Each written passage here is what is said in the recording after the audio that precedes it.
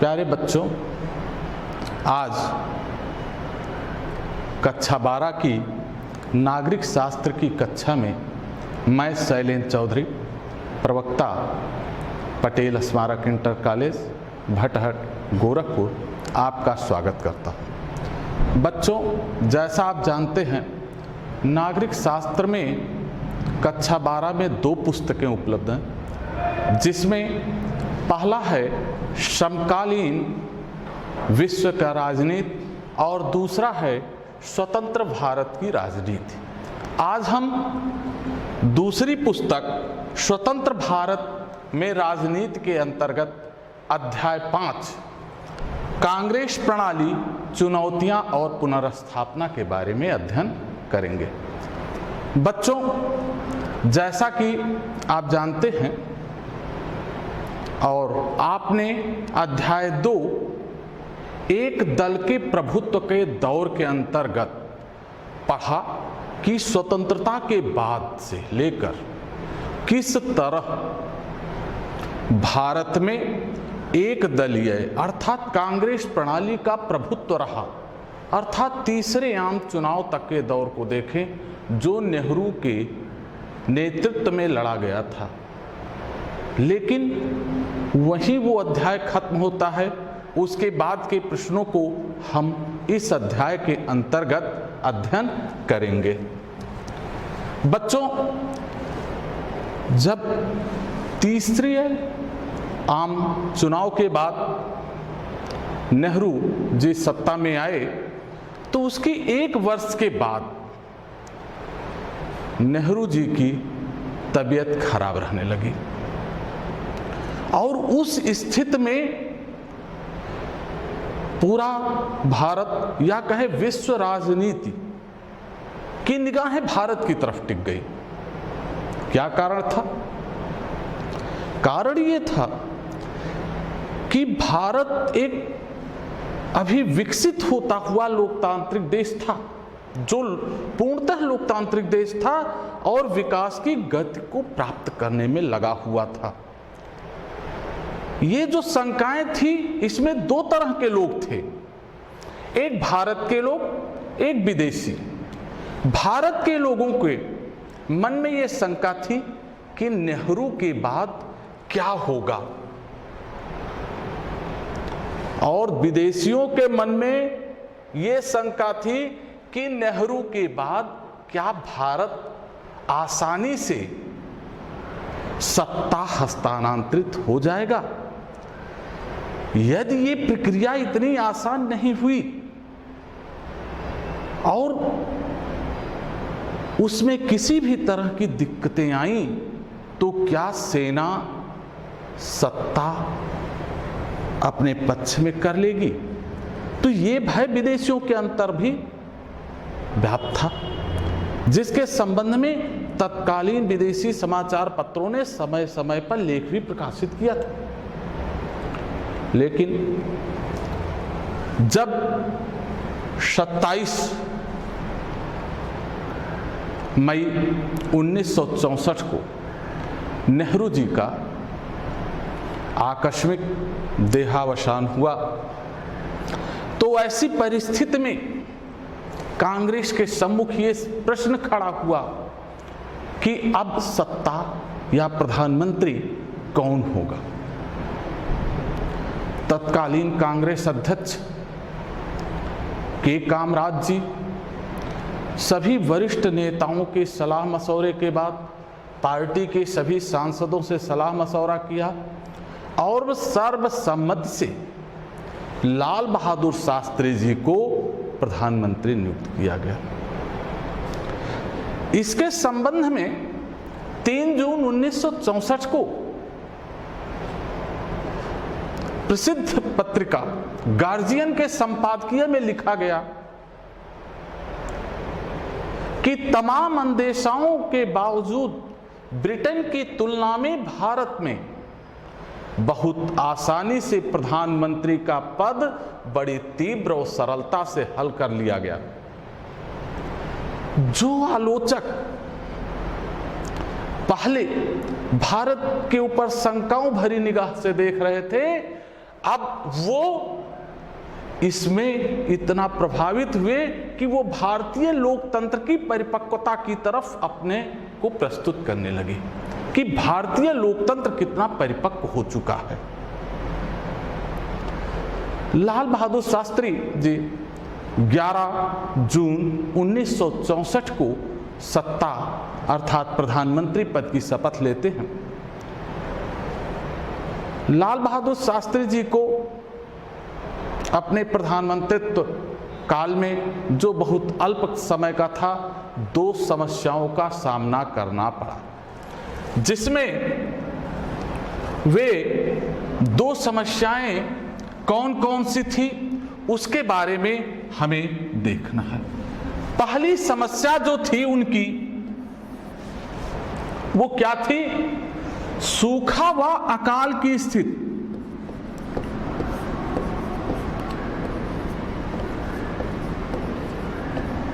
सूखा व जो अकाल पड़ा, जिसके कारण खाद्यान्न संकट उत्पन्न हुए। भारत में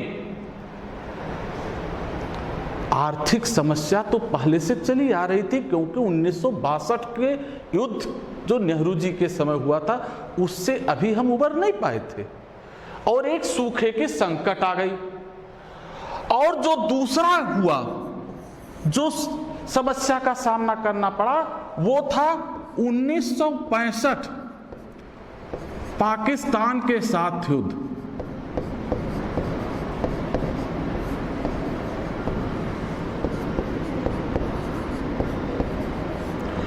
ये 2 समस्याएं भारत के लिए बड़ी गंभीर चुनौतियां खड़ी की। जो आर्थिक समस्याएं पहले से चली आ रही थी, वे विकराल रूप ले रही थी। और इसी बीच इन अल्प समय में ही, जब पाकिस्तान के साथ जो युद्ध चल रहा था, शांति समझौते के लिए जब हमारे प्रधानमंत्री सोवियत संघ के ताशकंद गए, जो वर्तमान में उज्बेकिस्तान की राजधानी भी है, वहाँ पाक राष्ट्रपति मोहम्मद अयूब के साथ शांति समझौता करने 10 जनवरी 1966 की मध्य रात्रि को उनका आकस्मिक देहावसान हो गया। पूरा देश स्तब्ध हो गया, क्योंकि अब हमारे सम्मुख एक और समस्या खड़ी हुई। अभी तो हम नेहरू जी के मृत्यु से उभरे भी थे कि एक और समस्या आ गई। कांग्रेस पार्टी के वरिष्ठ नेताओं ने सलाह मशवरा किया, लेकिन तमाम उनकी कोशिशों के बाद भी प्रधानमंत्री पद के 2 उम्मीदवार सामने आए। उसमें एक नाम आता है मोरारजी देसाई।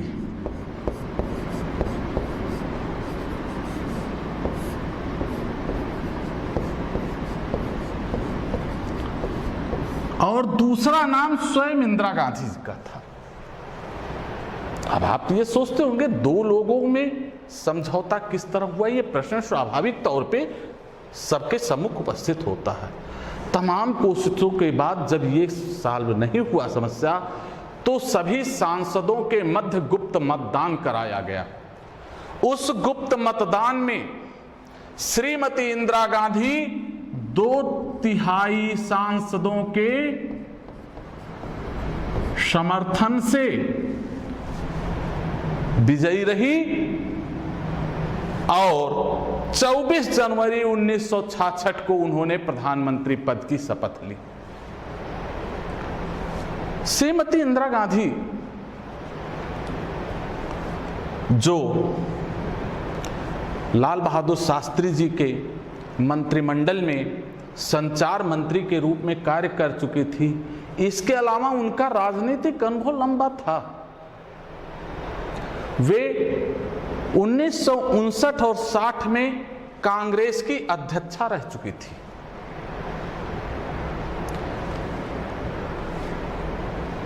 उन्होंने कार्यभार ग्रहण करते ही अनेक उनके अंदर समस्याओं का जो सामना करना पड़ा उन्हें, उसको देखते हुए उन्होंने समाजवादी नीतियों की तरफ आकर्षित होना प्रारंभ की। उन्होंने समाज से स्वयं को जोड़ने के प्रयास प्रारंभ कर दिया। इसके अलावा इसी समय कांग्रेस में अंदरूनी कलह भी आने लगी। क्या कारण था? प्रश्न उठता, क्या कारण था? प्रदेशों में जो कांग्रेस के अंदर अंदरूनी कलह थी, उसमें आप जैसा जान रहे हैं कि पद लेने के समय ही विवाद देखने को मिला था। वह भी एक प्रमुख कारण था, वो जो प्रदेशों में दिखाई पड़ने लगा था। इसके अलावा सिंडिकेटों का बढ़ता प्रभाव। अब यहां सिंडिकेट शब्द आता है तो ये सिंडिकेट पहले हमें समझना होगा कि ये सिंडिकेट है कौन। सिंडिकेट कांग्रेस के वे वरिष्ठ नेता थे जो एक अलग गुट बना के कांग्रेस के ऊपर प्रभुत्व रखना चाहते थे, जिसमें के कामराज, एस निजगप्पा, एस के पाटिल, अतुल्य घोष, ये प्रमुख लोग थे। और इन सिंडिकेटों के प्रभाव से ही लाल बहादुर शास्त्री और इंदिरा जी प्रधानमंत्री बन पाए थे। यहां ये इनके प्रभाव से कैसे बने?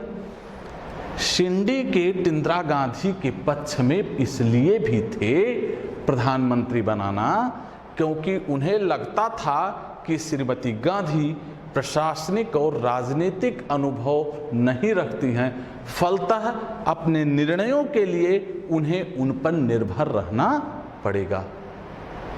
इस परिदृश्य में भी उन्होंने इंदिरा गांधी का साथ दिया। अब ये सिंडिकेट, जब इंदिरा जी को लगा कि सिंडिकेट अपने प्रभाव का गलत इस्तेमाल करने का प्रयास कर रहे हैं, तो उन्होंने धीरे धीरे सिंडिकेटों के समर्थकों को अपने मंत्रिमंडल से निकालना प्रारंभ कर दिया। बच्चों, जब किसी के समर्थक को कहीं से निकाला जाएगा तो उसको दुख होगा। यही हाल सिंडिकेटों का हुआ। ये प्रभाव जो बढ़ता गया, अब उसके कारण जो है ऐसी घटनाएं घटित हुई। अब हम आते हैं इन्हीं परिस्थितियों के मध्य श्रीमती गांधी को चौथा आम चुनाव 1967 का सामना करना पड़ा। श्रीमती गांधी को अभी साल भर हुए थे सत्ता प्राप्त कर किए हुए।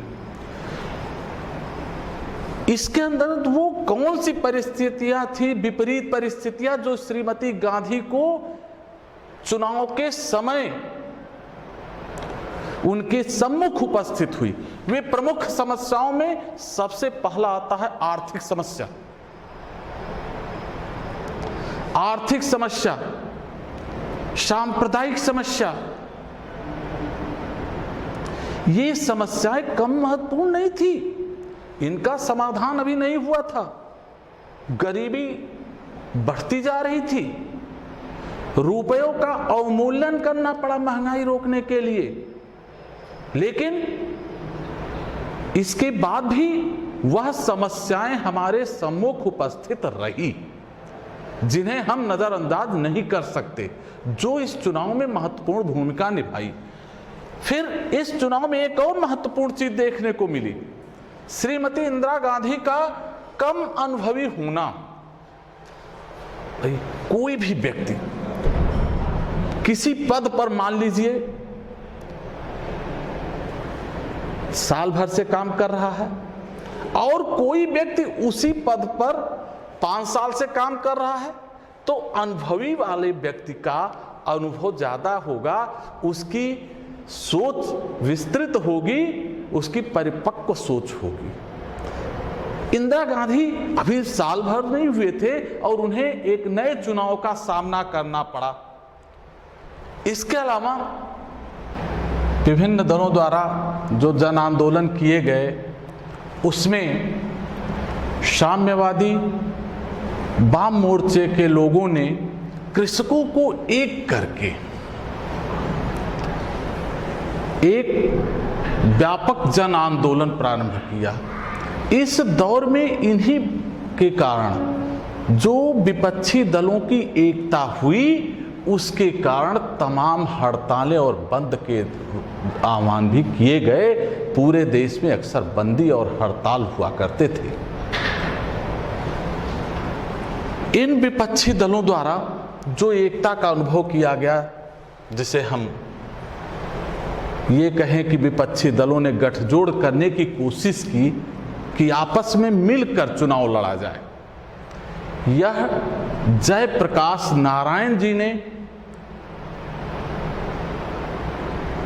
राम मनोहर लोहिया जी, ये अगुवाई की। राम मनोहर लोहिया जी ने विभिन्न दलों का आह्वान करते हुए गैर कांग्रेसवाद का नारा दिया और वोटों के बिखराव के लिए जो गठबंधन हुआ उसका परिणाम हमें देखने को मिला 1967 के चुनाव परिणामों में। बच्चों, जो 1967 का चुनाव परिणाम था उसमें कांग्रेस की लोकप्रियता में व्यापक अंतर आया, बहुत ज्यादा कम हो गया। आप देख सकते हैं 520 में 283 सीटें उसे मिली, बामुश्किल उसे बहुमत तो प्राप्त हो गया, सदन में उसे बहुमत तो प्राप्त हो गया, उसकी सरकार बन गई, लेकिन वह कमजोर स्थिति में आ गई। अब उसे अपने कार्यों के लिए, संविधान में संशोधनों के लिए विपक्ष पर निर्भर रहना पड़ रहा था। इसके अलावा जो राज्यों में भी वो परिणाम देखने को मिला।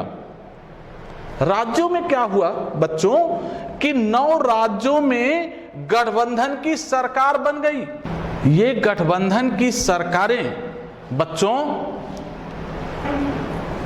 हर जगह देखने को मिली, चाहे वो उत्तर भारत में इसका प्रभाव ज्यादा रहा,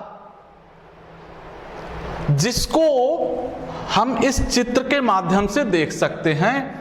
यहां पर बच्चों देखिए कितने स्टेटों में, ये पूरे उत्तर भारत के राज्यों में और दक्षिण के राज्य के में गैर कांग्रेसी सरकारें बनी। बाद में तो इस चुनाव के बाद कई बार यहां जो गठबंधन की सरकारें रही वहां उठापटक का दौर चलता रहा।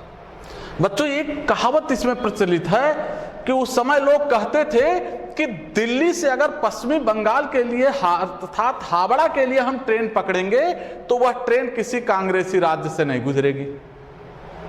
यह इसके संबंध में प्रचलित था। अब बेटा आता है इसमें एक और चीज, दल बदल। ये दल बदल क्या है? पहली बात ये समझा जाए दल बदल है क्या। दल बदल का तात्पर्य है कोई भी व्यक्ति किसी एक राजनीतिक दल के चुनाव चिन्ह पर चुनाव जीतने के बाद अपनी निष्ठा बदलते हुए जब दूसरे दल में शामिल हो जाता है उसे दल बदल कहते हैं। इसके संबंध में आया राम गया राम कहावत भी प्रचलित हुई बच्चों, जो हरियाणा से निकल के आई। ये क्या था हरियाणा से? वहां के एक कांग्रेसी विधायक जीते थे गयालाल जी। गयालाल जी एक पखवाड़े में 3 बार अपनी दलीय निष्ठा बदल दिए। उसके बाद फिर कांग्रेस में आते हुए जब आए तो उस समय जो वरिष्ठ कांग्रेस के नेता वहां थे चौधरी वीरेंद्र सिंह जी, तो उन्होंने संवाददाता सम्मेलन में कहा कि यह गयालाल जी थे, अब आयाराम हो गए, और तभी से यह कहावत हो गई आयाराम गयाराम। बच्चों, इस चुनाव में जो चौथा आम चुनाव था, इसमें एक और महत्वपूर्ण बिंदु हुई। जो कांग्रेस के वरिष्ठ नेता अर्थात सिंडिकेट ग्रुप के, जिनके बारे में मैंने बताया अभी आपको, सिंडिकेट ग्रुप के सदस्य चुनाव हार गए। अब एक प्रश्न ये उठता है बच्चों कि चुनाव में 1967 का जो चुनाव हुआ, इसमें कांग्रेस के कमजोर होने के क्या कारण थे? एक तो आर्थिक संकट का दौर था, जो उससे विपक्ष को एक मौका मिल गया कांग्रेस के विरुद्ध प्रचार का, और दूसरी चीज गैर कांग्रेसवाद का जो प्रभाव कहा जाए कि विपक्षी दलों द्वारा बराबर यह अनुभव किया गया कि मतों के बिखराव को रोककर हम सत्ता प्राप्त कर सकते हैं, और इसी से प्रेरित होकर गठबंधन किया गया, जिसका प्रभाव चुनाव में प्रत्यक्ष देखने को भी मिला। इसके अलावा प्रांतों में कांग्रेस पार्टी आपसी गुटबंदी की शिकार हो गई। कांग्रेस जो नेहरू के नेतृत्व में थी, अब उसमें बहुत बदलाव आ चुका था बच्चों। यहां पर गुटबंदी का दौर चालू हो चुका था, जिसके कारण चुनाव परिणामों में देखने को मिला कि कांग्रेस किस प्रकार अपने प्रदर्शन को नीचे करने में सफल आ गई। इसके अलावा क्षेत्रीयता का उभार देखने को मिला। जैसे सर के चुनाव में अकाली दल का गठन पंजाब में हुआ, द्रविड़ मुनेत्र कड़गम का गठन दक्षिण भारत में हुआ। इस तरह कई क्षेत्रीय दलों के उभार ने भी कांग्रेस की जमीन को उन प्रदेशों से खिसकाने में मदद की। अब आता प्रधानमंत्री व सिंडिकेट के मध्य मतभेद। इंदिरा गांधी और जो सिंडिकेट थे, उनके मध्य जो मतभेद थे, उस मतभेद के कारण ही कांग्रेस के चुनाव प्रदर्शन गिरे, क्योंकि ये जो विभाजन रेखा थी दोनों के मध्य, कांग्रेस के सिंडिकेटों के मध्य, वो स्पष्ट दिखना प्रारंभ हो गई थी। तो ये प्रमुख कारण थे जिनके कारण कांग्रेस जो है लचर चुनाव प्रदर्शन कर पाई। इसके बाद हम बच्चों आते हैं कांग्रेस का विभाजन। 1967 के चुनाव में कमजोर प्रदर्शन के बाद कांग्रेस में निरंतर दूरियां बढ़ती गई, जिसका परिणाम कांग्रेस का विभाजन हुआ। इसमें पहला आता है वर्चस्व की जंग। इंदिरा गांधी और सिंडिकेटों के मध्य हमेशा वर्चस्व की जंग बनी रही। इंदिरा गांधी को जब लगा सिंडिकेट अनावश्यक दबाव डाल रहे हैं, तो उन्होंने अपने मंत्रिमंडल से सिंडिकेटों को किनारा करना प्रारंभ कर दिया।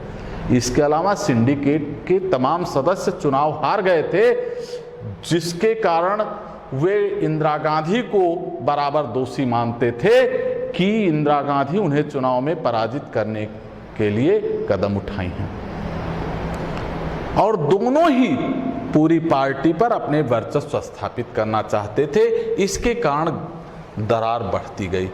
इंदिरा गांधी की प्रगतिशील नीतियां, जिसमें 10 सूत्री कार्यक्रम महत्वपूर्ण आता है, जिसमें उन्होंने अनेक कार्यक्रम बनाए।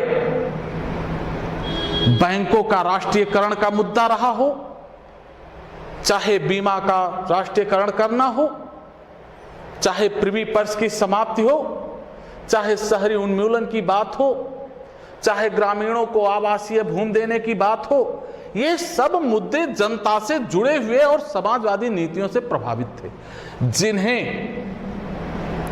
सिंडिकेटों ने बड़े दबे मन से स्वीकार किया, क्योंकि वे नहीं चाहते थे ये नीतियां अपनाई जाएं। प्रिवी पर समाप्त हो, बैंकों का राष्ट्रीयकरण हो, ये नहीं चाहते थे।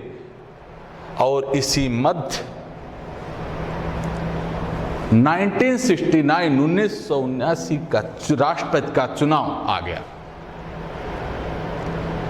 ये राष्ट्रपति का चुनाव बहुत महत्वपूर्ण रहा, जिसमें इंदिरा गांधी ने जो कांग्रेस उम्मीदवार थे नीलम संजीव रेड्डी, जिनसे इंदिरा गांधी का विरोध था, उसके विरुद्ध उन्होंने लड़ाया चुनाव बीबी गिरी को, और बीबी गिरी चुनाव में विजेता भी रहे, जिसको आप इस चित्र के माध्यम से देख सकते हैं किस प्रकार इंदिरा गांधी ने वीवी गिरी को विजयी बनाया, मुक्केबाज के रूप में दिखाया गया है, और कांग्रेस किस तरह घुटने टेक दी है और कैसे कांग्रेस अध्यक्ष उन्हें बैठकर घुटनों के बल बैठकर देख रहे हैं। बच्चों, इसके ये चुनाव एक मील का पत्थर साबित हुआ और इसी चुनाव के बाद 11 नवंबर 1969 को इंदिरा गांधी को उस समय के तत्कालीन अध्यक्ष ने पार्टी से निष्कासित कर दिया, जिसके कारण कांग्रेस विभाजित हो गई। अब क्या हुआ, जो पुरानी कांग्रेस थी, जो सिंडिकेटों की कांग्रेस थी, वो कांग्रेस ओ, और जो नई कांग्रेस थी वो कांग्रेस आर कहलाई। बच्चों, इसके बाद आते हैं 1971 का चुनाव हुआ, जो चुनाव समय से पहले संपन्न कराया गया, क्योंकि इंदिरा गांधी ने कहा कि बहुमत जब तक नहीं रहेगा, उन्हें अनुभव हुआ तब तक हम कोई प्रगतिशील कदम नहीं उठा पा रहे हैं, इसीलिए उन्होंने समय से पहले चुनाव कराने का निर्णय लिया। और इस चुनाव में 1971 के इंदिरा गांधी को अपने बलबूते पर अर्थात कांग्रेस आर को व्यापक जन समर्थन मिलता हुआ कुल 68% सीटें प्राप्त की, अर्थात उन्होंने 518 में 352 सीटों पे अकेले विजय प्राप्त की, जबकि उनकी गठबंधन वाम मोर्चे से था जो 23 सीटें प्राप्त करने में सफल रहा। इसके अलावा 1972 में 16 राज्यों और 2 केंद्र शासित राज्यों में भी कांग्रेस पूर्णतः व्यापक जनादेश प्राप्त करने में सफल रही, जिसके कारण कांग्रेस पुनर्स्थापित हुई। और इसका जो कारण रहा व्यापक जन समर्थन का, वो था विपक्ष का नकारात्मक प्रचार और पुराने कांग्रेसियों की प्रतिक्रियावादी नीतियां, जो केवल उनके पास कोई नीतियां नहीं थी, इसलिए गरीबों को लगा कि यही कांग्रेस, इंदिरा कांग्रेस सिर्फ मेरी है, और फिर प्रगतिशील नीतियां और विपक्षी गठबंधन का कलह भी इसका प्रमुख कारण रहा। फिर अगले बिंदु पर आते हैं बच्चों कि कांग्रेस की पुनर्स्थापना हुई इस चुनाव के बाद, जिसमें महत्वपूर्ण भूमिका श्रीमती गांधी का प्रभावशाली व्यक्तित्व था और 1971 में प्राप्त व्यापक जनादेश। इंदिरा गांधी का व्यक्तित्व ऐसा था कि वे सीधे जनता से जुड़ती गई और जनता ने उन्हें स्वीकार करना प्रारंभ कर दिया, जिसके कारण श्रीमती गांधी ने कांग्रेस को पुनर्स्थापित किया, अपनी कांग्रेस को, और सिंडिकेटों की कांग्रेस को खत्म कर दिया। इसके बाद आता क्या परिवर्तन हुआ कांग्रेस प्रणाली में बच्चों। अंतिम बिंदु है वह है आंतरिक लोकतंत्र की कमी आ गई कांग्रेस के अंदर। इस चुनाव के बाद जब कांग्रेस पुनर्स्थापित हो गई, उसके बाद पार्टी संगठन की अवहेलना की जाने लगी और इंदिरा गांधी के व्यक्तित्व के आगे सभी कुछ गौण होते गए, अर्थात व्यक्तिवादी नेतृत्व को प्रधानता मिलने लगी और इंदिरा गांधी के व्यक्तित्व के बढ़ते प्रभाव के कारण ही पार्टी संगठन की अवहेलना हुई। और जो पार्टी सभी धर्मों, सभी क्षेत्रों को लेकर चलने वाली पार्टी थी, उसकी समायोजन क्षमता प्रभावित हुई। अब वो समायोजित करने में, लोगों को अपने में समेटने में असफल रही। इस तरह आप देखिए बच्चों कि पूरे चैप्टर में किस प्रकार कांग्रेस उभार के दौर से मध्य में गिरावट के दौर में आई और पुनः उभार के दौर में आई। यहीं पर बच्चों ये चैप्टर समाप्त होता है। धन्यवाद।